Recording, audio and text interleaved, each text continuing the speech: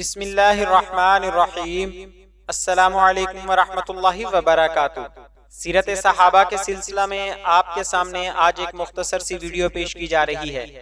آج کی ویڈیو میں ابو صبرہ بن ابو رحم رضی اللہ عنہ کے بارے میں معلومات پیش کی جائیں گی۔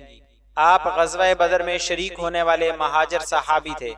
ابو صبرہ آپ کی کنیت ہے، مگر اس کی شہرت نے اصل نام چھپا دیا۔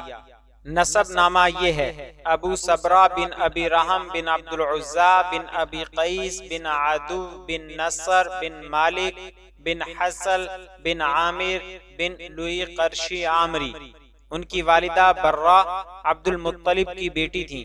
اس رشتہ سے حضرت صلی اللہ علیہ وآلہ وسلم کے پھوپھی زاد بھائی ہوئے۔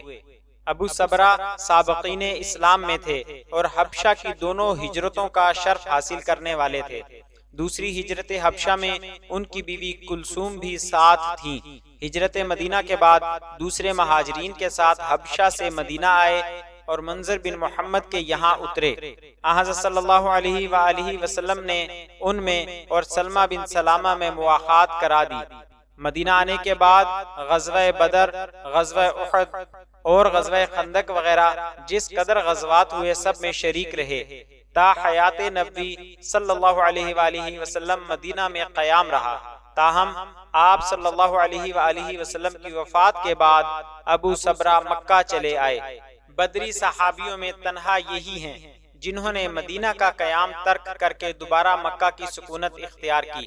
مکہ مکرمہ میں ہی حضرت عثمان غنی رضی اللہ تعالی عنہ کے عہد خلافت میں آپ نے وفات پائی۔ مزید اسلامی معلومات کے لیے ہمارے چینل کو ضرور سبسکرائب کریں اور آنے والی ویڈیو سے باخبر رہنے کے لیے بیل آئیکن پریس کریں۔ شکریہ، جزاک اللہ خیرہ۔